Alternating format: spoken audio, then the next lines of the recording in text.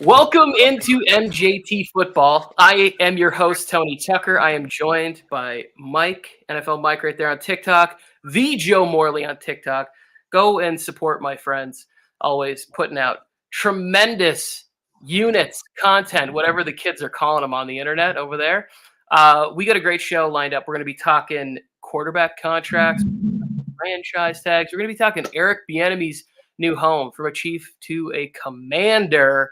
And I just want to say before I play the music, I think both of you guys are worthy of a franchise tag.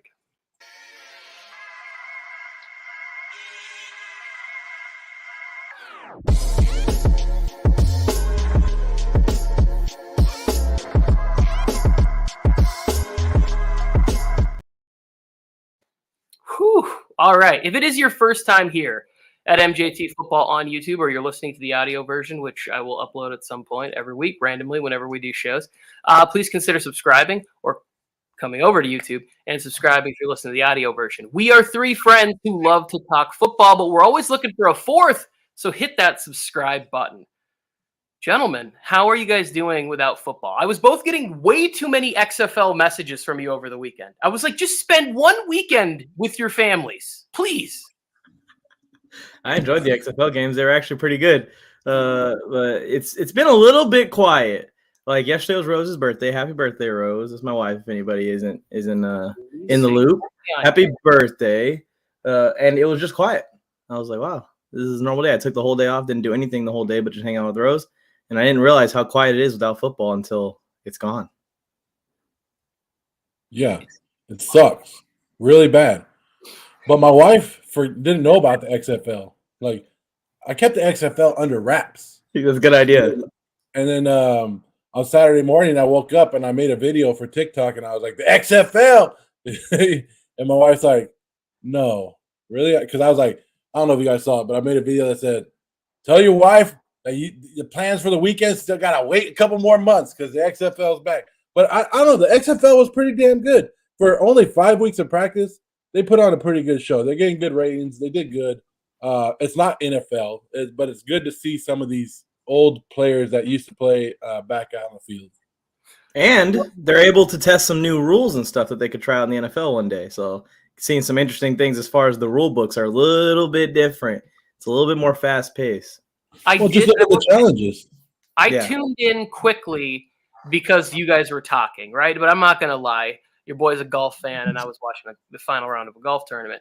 But I did like the kickoff. I thought that was an interesting thing that I wouldn't mind them trying if they're seriously talking about getting rid of injuries. And the other thing I liked was when they just went to Dean Blandino, and he went in there, and he's like, hey, I saw it. And he kind of talked through what he was thinking, the person who makes the decision. It was like, hey, we're going to go with a no catch on one.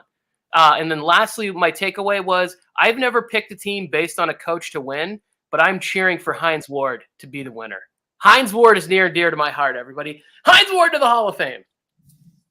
I mean, if he wins an XFL championship, that counts as pro football, and that counts towards his Pro Football Hall of Fame candidacy.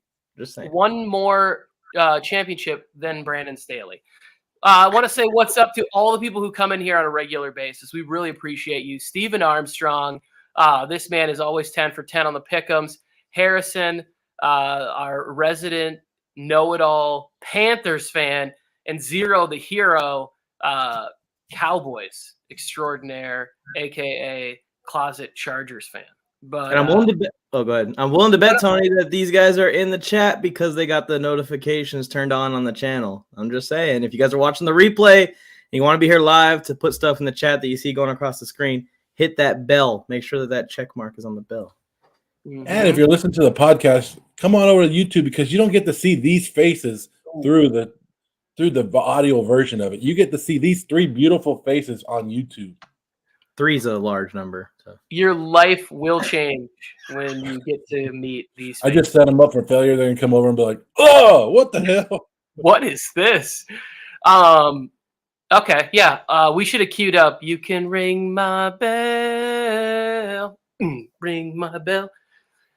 Oh, man, I used to have a bell right here, too. Ding, ding, dong. Let's get into the first topic because Mike's like, what was that? Nothing happened before 1998 when I was born. Let me eat this grilled cheese that my mommy made me. Mom, will you do my laundry?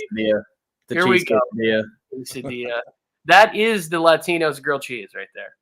That's what that is their version. The quesadilla and the grilled cheese. I'm pretty sure they took it from an American diner, although there's more history and heritage throughout there. Why are we even talking about this? Let's talk another about conversation. quarterback contracts.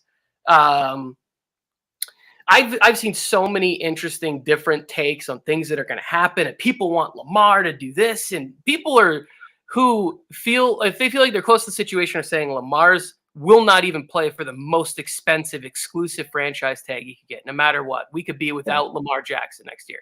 So it feels like the Ravens are a smart organization, and a trade would happen if that was what happened. Then you got Danny Dimes and his situation. You got the 3 quarterbacks who are all eligible from the class, who've all at least played in a playoff game. The best ones won Rookie of the Year.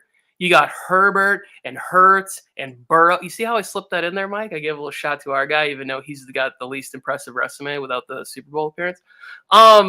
And just all of these quarterbacks that are due money. Geno Smith is going to be worked in there somewhere. And then you got Aaron Rodgers could be moving. What's trade compensation going on with that? Like a lot. My guy Taylor Heineke's on the streets. Derek Carr. Mike White. My goodness. This just doesn't end. I saw a report. Great list out there.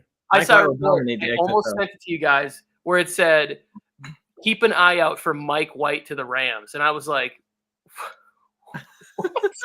that is ridiculous. Okay, who wants to go first on this? Who has like super strong thoughts or opinions, and we'll sort of rattle around. Well, can we start? Let's just get this out so we can get our laughter out now. Daniel Jones reportedly wants $45 million.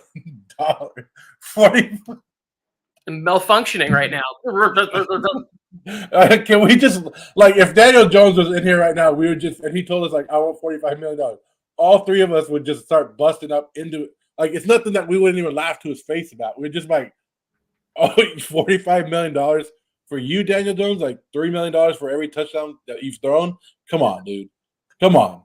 Well, let me just go this way, because I do think there's something to this, right? Where Daniel Jones just won a playoff game, just had a good year, whatever. It's scaling in the right direction for him to be asking for competitive money. Here's the thing. Well, the Giants could say, we're not spending we're not going to use that much cap on you as a quarterback. What is the market? Is there a scenario in which Washington goes, hey, we ended up without a quarterback. We'll give you $43 million a year to come over here. And now the Giants are left going back to the draft and rebuilding. So I think that there's enough teams without quarterbacks where the market realistically could be $45 million. The thing I'd be saying with Daniel Jones is, let's figure out a way to make you getting paid a lot of money and have it be team friendly. Like, what if we gave you Kirk Cousins fully guaranteed, 2 years, $70 million.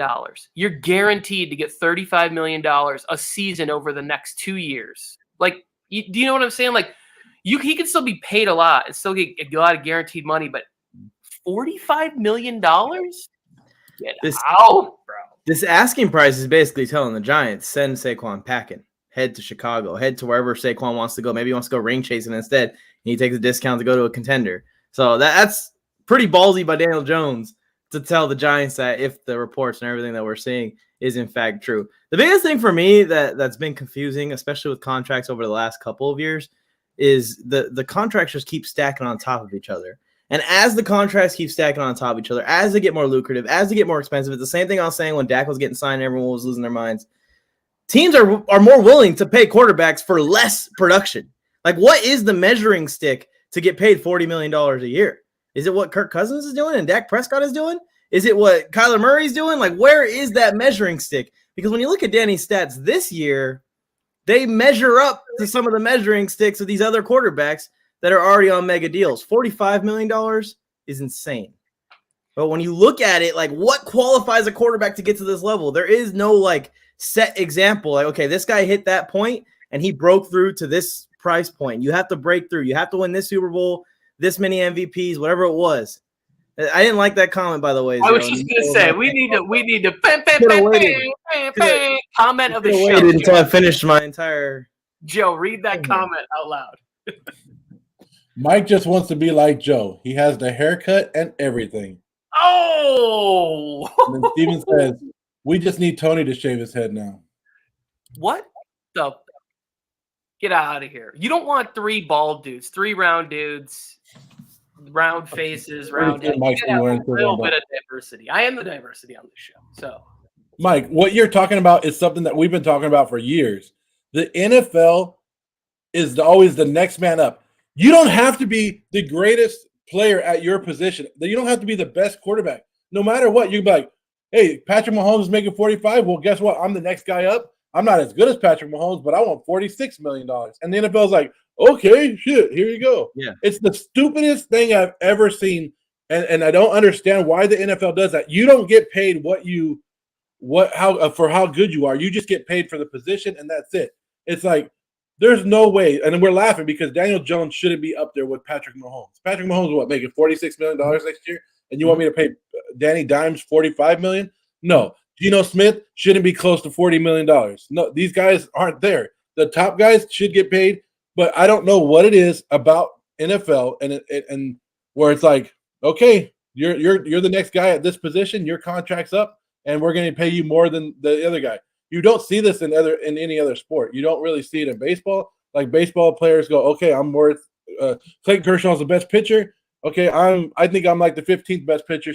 If he's gonna make 25, I should make 18. And that's how you see those contracts somewhere else. But in football, it's always like we'll see some. Well, Danny Dimes might get that $45 million, and we're gonna be like, what the hell is this? But it's just I just think football is so stupid when it comes to contracts like that. And contracts like the Deshaun Watson contract, it made it worse. Because everyone can look at the Deshaun Watson situation and say they gave that guy with this off the field trouble and 0 success in the league at that point. Other than we just knew that he was a good quarterback. That's it. He hadn't gone a step further into his career when his career got put at a halt because of all the stuff that was going on off the field. He got 45 or whatever it is per year, fully guaranteed, all of that. So every one of these quarterbacks is going, I'm a model player. I'm your franchise. I'm your this. I'm your that. I'm your this. I'm not accused of that, so I should get that money and maybe $1 more than him. The only way to fix that, I think, is like you're saying, Joe, whoever the guy that breaks all the numbers, everything they need to hit is the top of the market, and there's a breakdown that shifts each year from that point forward where these players with this experience, they have accomplished this much. You aren't even eligible to get $45 million from a team because that's crazy. That's insane. Well, so you can't really do that because it's a free market, right? So they can get out. I mean, to some point, once we still have to worry about the franchise tag. But like, I don't understand why, and I think it has more to do with agents, and nobody's ever offered me $30 million. But I think I would be pretty good with $30 million if you guaranteed me, if I signed for 30, does that mean that you're giving money? You're guaranteeing a contract for Saquon Barkley to come back. Does that mean you're also going to go out and try and sign a couple of really good free agent receivers that you think will be good in your system? Yeah, you're going to draft, some speed for me at this position. Because I think if that's the deal, if the quarterback knows that the owner, which I think the Giants owners are good, and they know they're going to spend to the cap, if you're Daniel Jones, why can't you? Why can't you just say, hey, give me 5 years, whatever, 5 years, $150 million or whatever. What is it? What are we laughing at? I look like Jason McIntyre? That's not a bad thing. That's not a bad thing at all. I do look like Jason McIntyre is bloated. Jason McIntyre got stung by bees. Why are these guys roasting us? Thank you guys for the support and having notifications. Oh, he low-key looked like the Jackson 5 Michael Jackson before his haircut. Mike sitting here going, who's the Jackson 5? Who is the Jackson 5? I can't even talk to him about that. But okay, looking at these contracts, Tony, I think the lowest franchise tag for a quarterback is the exclusive, right? Or not the exclusive, is the non-tender or the non-exclusive one, which is like $33 million, right? And then the exclusive one is a little bit more than that, it's like 40 something. There's a big $10 million difference. But okay, Daniel Jones coming out and saying, okay, I'm just using him because his numbers are the only ones that really came out. were leaked a little bit. $45 million. I understand where he's getting that from. So, but if you put the non-tender on him, and you go, okay, we're going to put the non-tender, we're going to put the $33 million tag on you. So right there, you give him the base contract where it's like, okay, for the next 2 years, we think that you're worth $33 million, which is, $60, $70 million guaranteed. So that's where I think he's getting his numbers from, is just based off the franchise tag alone, and going, hey, you're willing to franchise me for $33 million.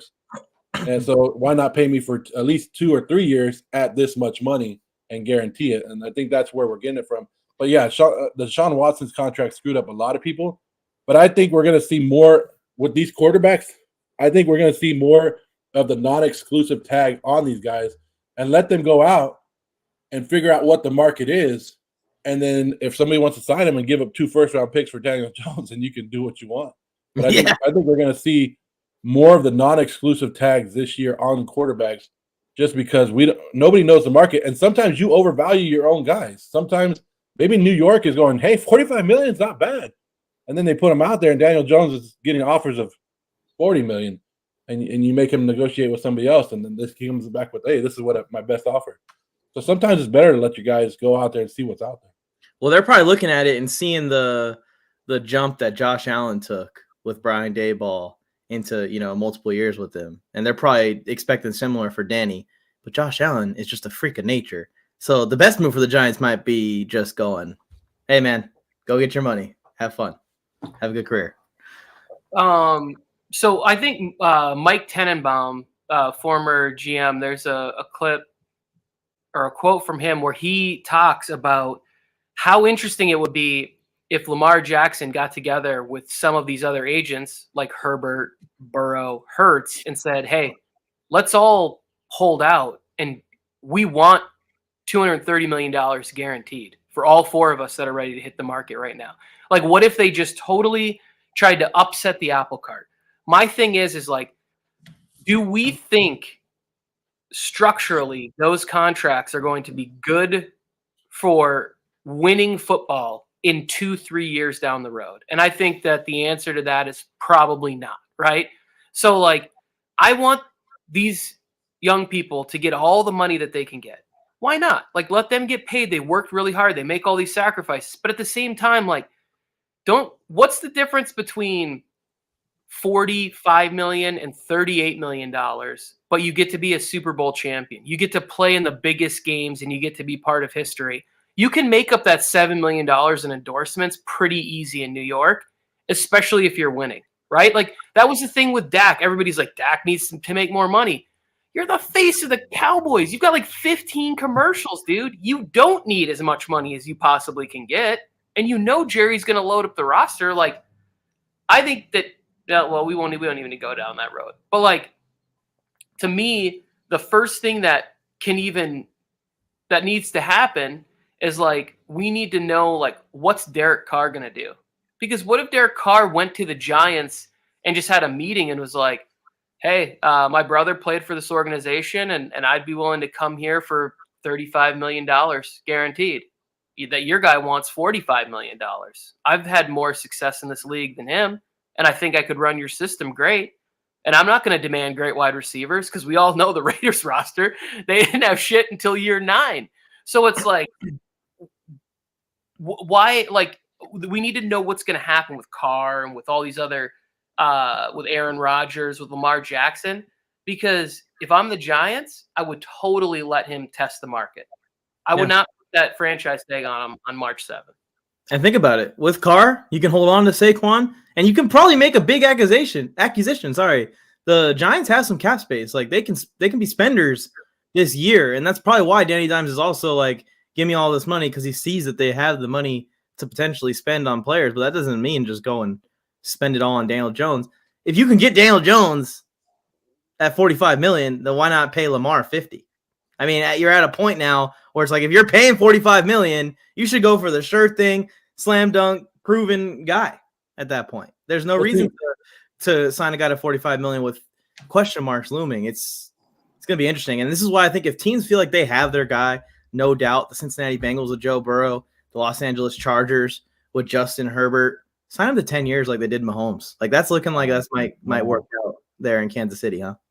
See, and we're stuck on Daniel Dimes, but if I'm the Baltimore Ravens, I'm doing the same thing. I'm doing the non-exclusive franchise tag on Lamar Jackson.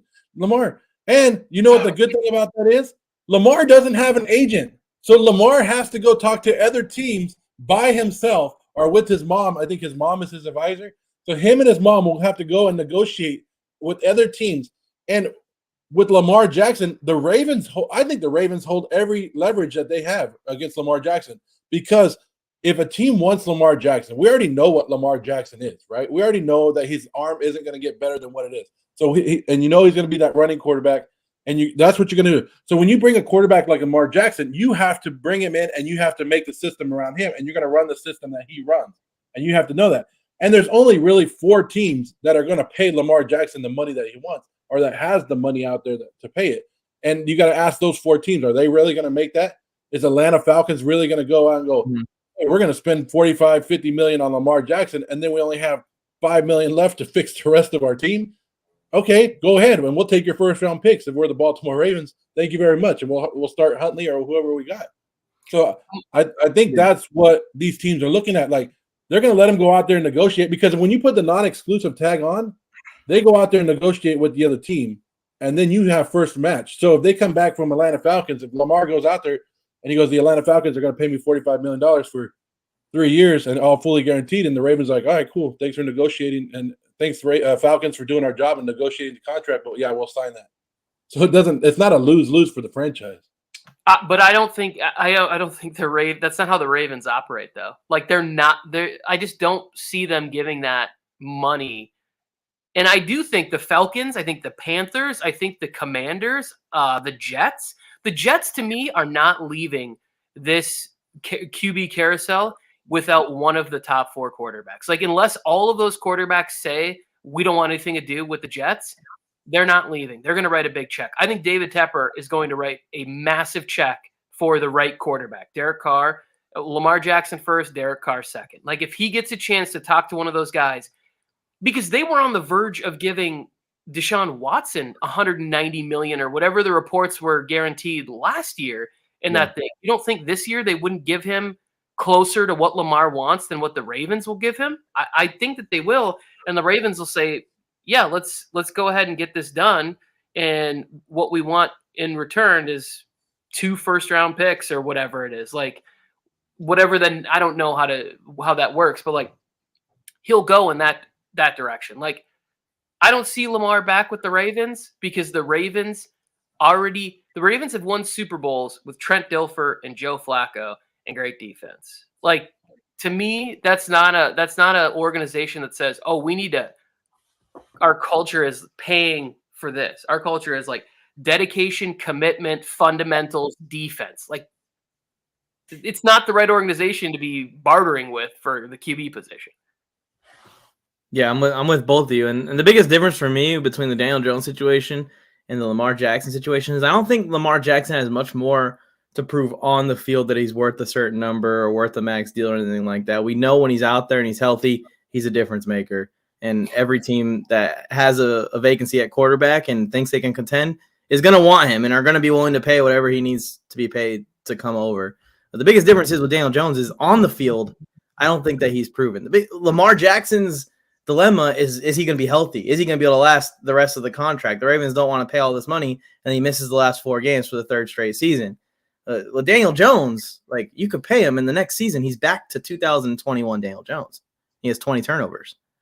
And now you're screwed. And you have a situation where you don't even have Kirk Cousins or Dak Prescott, who are just consistently good quarterbacks in your position. You have a bad contract with a bad quarterback. That quarterback.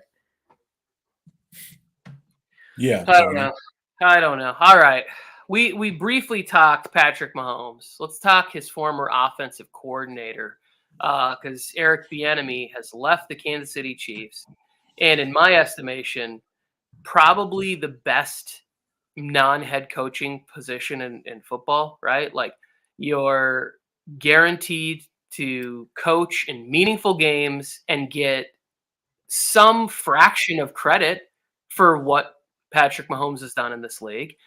And before we get into, because there's a couple things I want to talk about with Eric Bieniemy, is one, whether or not you guys think he's going to be successful, but also the thing that I need to get off my chest about Eric Bieniemy is every time somebody puts out a story, like there's a clip that comes out that is story worthy, right? Where they go, I'm listening to the podcast the other day, and the New Heights podcast, and Travis Kelce goes, at halftime, Pat Mahomes and Eric Bieniemy, they gave a speech, they riled me up. And I was like, oh, people should be running with this, because kind of the knock is whether or not Bieniemy could give a head coach. And Travis Kelce is saying on a microphone, it's not like he told me this privately. He told all million people who listen to that podcast that Eric Bieniemy gave a rallying speech. So why aren't more people talking about the fact that that was a halftime speech? Why aren't they digging into it and going, hey, what did Eric actually say? Like, let's do a story on what was said by this coach that seems to be doubted as a head coach. Every time somebody goes, oh no, that was a Bieniemy play, like he put that in our offense, it's always like people in the media go, we don't know why he's getting a job. But then every time they talk about the Chiefs, they only talk about Andy Reid and Patrick Mahomes. It's like they're giving you material, mainstream media to run with. Why don't you follow it up? Why don't you do more about it? Why don't you make it a bigger story and a bigger name? I don't get it. Did you not see LaShawn McCoy today? Or was it today or yesterday? I saw LaShawn McCoy yesterday, and he hates this for him. Yeah. Didn't he call Eric Bieniemy a bum or whatever? Well, he just said what's his value. He said that everybody who backs Eric Bieniemy has never played for the Kansas City Chiefs or played for them. And LaShawn McCoy, let's be real. You didn't really play for the Kansas City Chiefs. You just showed up. I mean, we're just being real, right? If he wants to be real, let's be real with LaShawn McCoy. He just showed up and got his ring, kind of like what Melvin Gordon this year. That's all he did. But he's basically saying that, you know, if you watch the film of the Chiefs practices and everything out there, that Eric Bieniemy had nothing to do with the passing game. He was more of a running back coach. He said running back coaches don't get jobs that normally are like the head coaching jobs. He said that in the rooms and when they're making adjustments, it's not Eric Bieniemy is not doing it. It's Andy Reid that's doing all that. But he's like, I played for Doug Peterson and I like Doug Peterson. But it's just the same thing. I don't understand why Bieniemy is getting hit up more than what made Matt Nagy better than Eric Bieniemy? Nothing. Joe, So, I could go down this road with like 15 coaches who got jobs without being play callers, who were not really about the same kind of greatness that he's been around, right? He's been around an all-time great quarterback and an all-time great coach for what, the last 6-7 years or whatever it is. Like, come on. Yeah. I think it's ridiculous that he's going to watch. I mean, good for him. I mean, I don't know why I think Washington's put us a smokescreen out there that housed their quarterback. I can't really buy into that right now. But I think it's good that he's leaving. But come on, really? I mean, look at the coaching staff that's out there right now. I'm looking at Arizona and I'm laughing at every hire that they make right now. Bring in a 29-year-old offensive coordinator in, and then their defensive coordinator was his best friend. It's like the Arizona Cardinals. Like, I thought fade the Cardinals was a good thing this year. wait till next year. But Eric Bieniemy deserves. There's nothing that he hasn't done that sits there. And I know that there maybe this has been the issue because Andy Reid is such a respected coach around the league and everybody loves him. But remember, Tony, the last couple of years there has been that thing. The reports that have come out that Bieniemy and Andy Reid and Patrick Mahomes always fight and they always argue with each other. But I always think that that's just a work ethic, right? We've seen that on Hard Knocks with many other coaches. So maybe that was coming out because maybe he's not getting as good as a resume behind the curtain that Andy Reid's out there, but from Andy Reid to other teams. So I don't know, but I think it's bullshit that he's not a head coach. Yeah, well, bad news for all the reporters and the media outlets that are like, oh man, some janitor saw them arguing in the hallway. Every team has fights and disagreements within their organization. It's just which ones are seen with eyes, which ones aren't, and how big are you? Because, yeah, when they see Eric Bieniemy and Patrick Mahomes going at it, it's getting blown up. But if they see Sam Howell and Eric Bieniemy going at it, they're probably not going to really care. They're going to take Bieniemy's side immediately. I can see what he's thinking and what the thought process is from Bieniemy's standpoint. I'm here in KC. yes, this is the dream scenario. We could probably win 3 more Super Bowls with this group. I don't know what's going to happen, but if I want to be a head coach, I am not getting hired out of here, it looks like. So I got to make some kind of move. I got to do something else. The only problem is Washington kind of stinks. It could work out good for Bieniemy because it could be a situation where the offense maybe overperforms and they still aren't quite a great team. And Ron Rivera takes the dive for it, and now Bieniemy gets promoted. But do you want that position anyways unless something changes there in Washington? Like, they have a good defense, but there is nothing in Washington right now that makes you go, wow, this team is right on the brink of going all the way to the Super Bowl.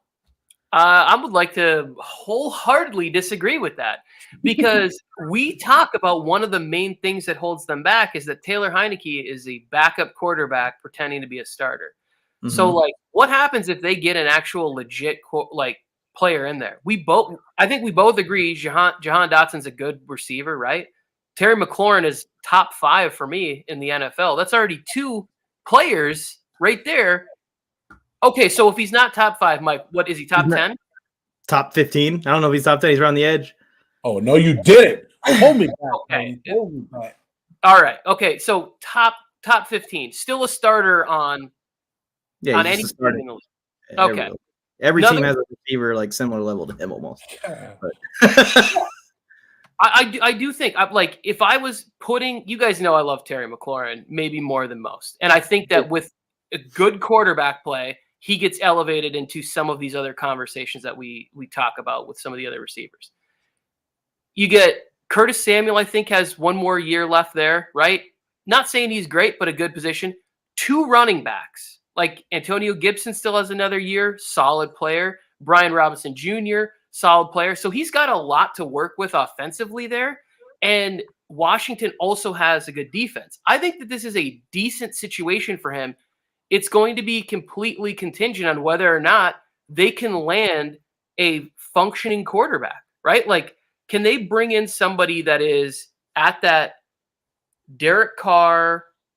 I would go as low as to say maybe Jimmy Garoppolo, or like if Ryan Tannehill's available, can they bring in somebody who can function at an NFL level and really give him a legit chance to say, hey, can you go ahead and can you scheme up something? Did you learn enough and take enough?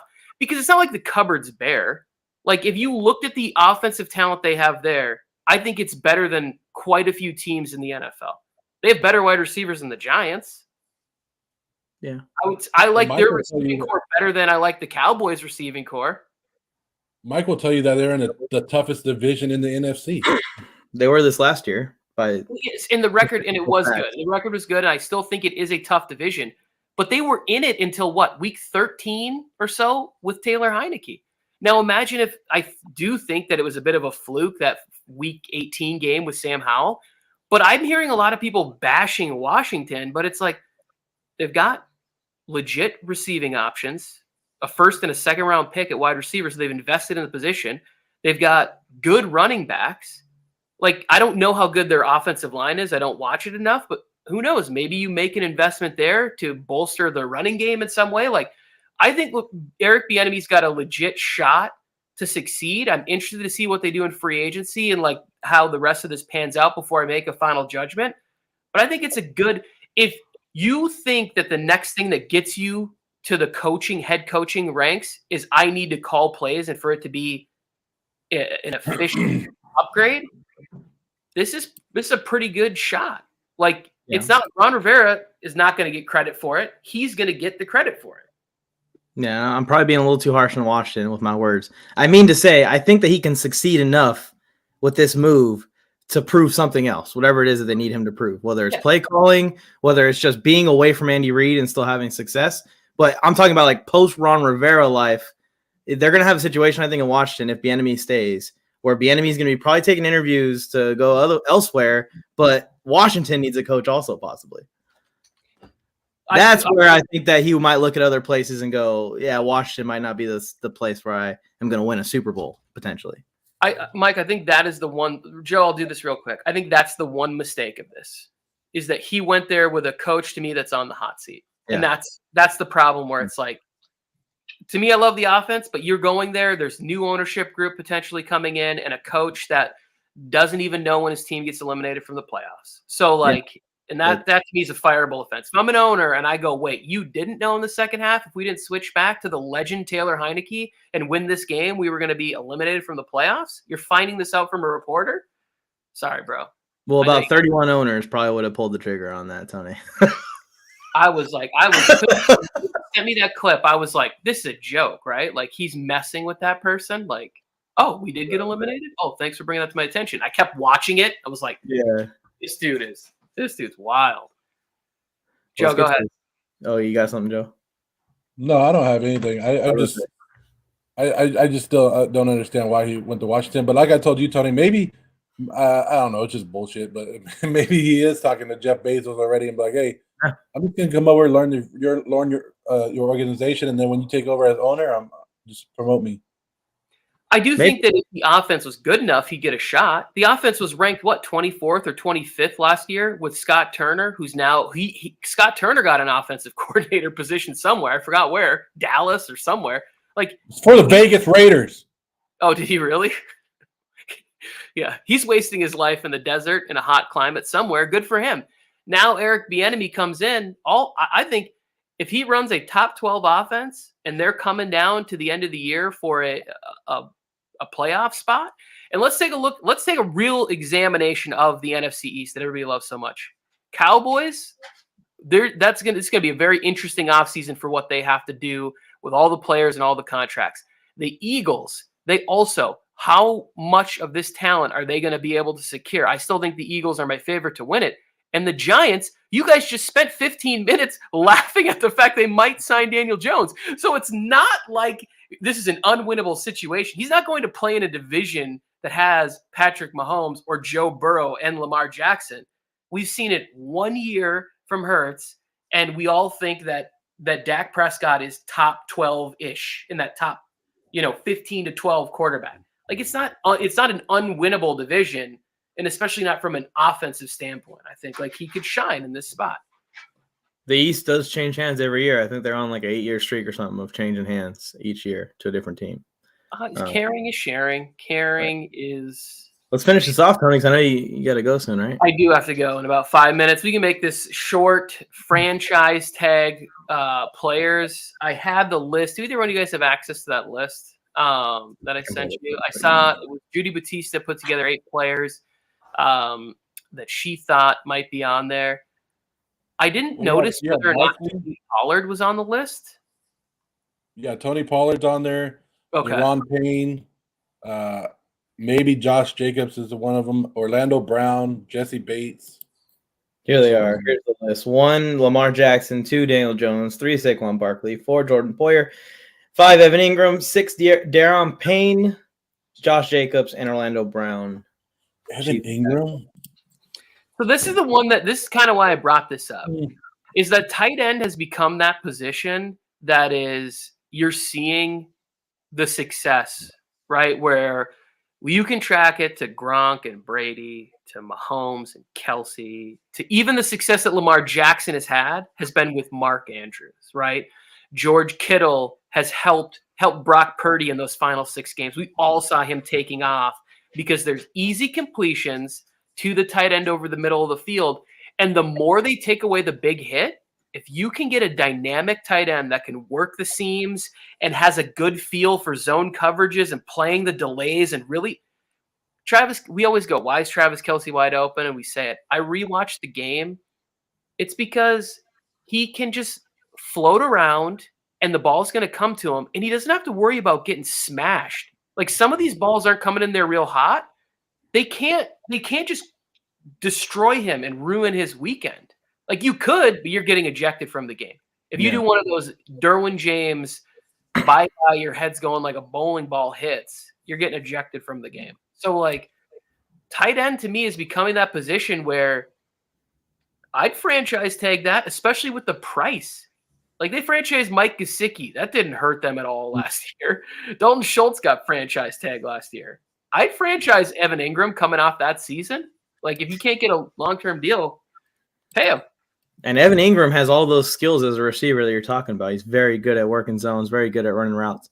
My biggest thing is, and I think they should tag Ingram if they can keep him in town. That'll keep him there for at least one more year. If he has another year similar to this year and you don't want to pay him because you're already paying Calvin Ridley, Christian Kirk, and Trevor Lawrence is going to be coming up, that makes sense. Let him go. Move on to a different tight end at that point. But at least you'll get one more year with a very similar offense, and I think they're just going to be able to just plug Calvin Ridley in, and it's just going to be that much better. So it makes sense for them to tag Evan Ingram. Another big thing about the tight end position, Tony, that I'm starting to realize is a big deal when I'm watching tape and how Travis Kelce, Mark Andrews, George Kittle, these guys are operating. These tight ends that can stay on the field for every single play because they're in good enough shape and they're good enough blockers to stay in for every single play are causing a lot of confusions for linebackers and safeties of when they're blocking versus when they're running routes. And on a lot of plays, Travis Kelce's doing both, pass blocking into a route. And that kind of stuff, you get to a point where it's like, how can we double team a guy that's blocking? Yeah. We don't know if he's going to run a route or not. Yeah. It's smart. Yeah, one of the biggest plays of the playoffs was Kelce acting like was Kittle acting like he was going to block against the Cowboys, and he hit the one block and then he rolled out and caught that ball and took off. And a lot of Cowboy fans were like, "Well, he wasn't eligible," but that's what makes having great tight ends good is you can line them up wherever the hell you need them and do what you got to do. So it makes a great play. But for Evan Ingram, the reason I'm like, franchise tag is because this was the best year of his career. We always expected Evan Ingram to be great and be good. And so this year was good to see him actually come out of it. But I guess this is what, and then while you guys were talking, I was thinking to myself, I was like, I guess this is what really the franchise tag is made for. It's for the guys who have that great year and you've never seen it before. And you're like, okay, let's test it one more year. If you do it, then we'll pay you. So that's what the franchise tag is basically for, but it's turned into something else over the last couple of years. Yeah, this is exactly what the Chargers did with Hunter Henry. They tagged him. They kept him around for one more year with Justin Herbert. They saw like, hey, man, he's a great tight end, but we can't pay him top of the market price is what he'll get in free agency, and they let him go. But they got that one extra year of Hunter Henry to help develop Justin Herbert or just be there for Justin Herbert. I bet you they had ideas of being a good team that year, even though they weren't. Well, I think also, too, like Hunter Henry was just sort of a casualty of a new system coming in, right? Like in everything that they were doing, it's like, well, we need to make sacrifices here. And Staley, again, you can add that to your list of things. That reason why Hunter Henry became a Patriot is because Brandon Staley. More reasons. Yeah, and now Kellen Moore probably is like, damn, wish we had Hunter Henry here, huh? Yeah, I bet he does.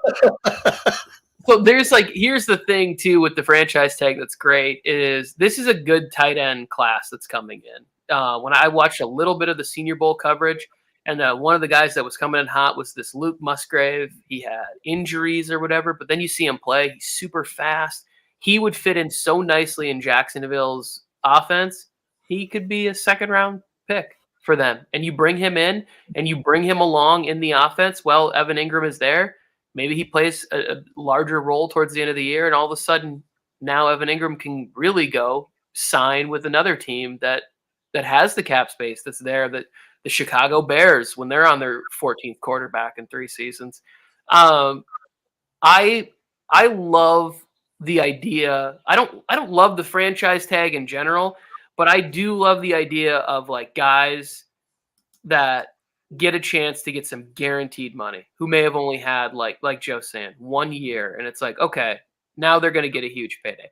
Like it's tough. Joe, don't you find like it's kind of hard to feel bad for somebody who's going to get a guaranteed $16 million or something? Like, aren't you like, I don't really feel that bad for you. Like you're only getting $16 million.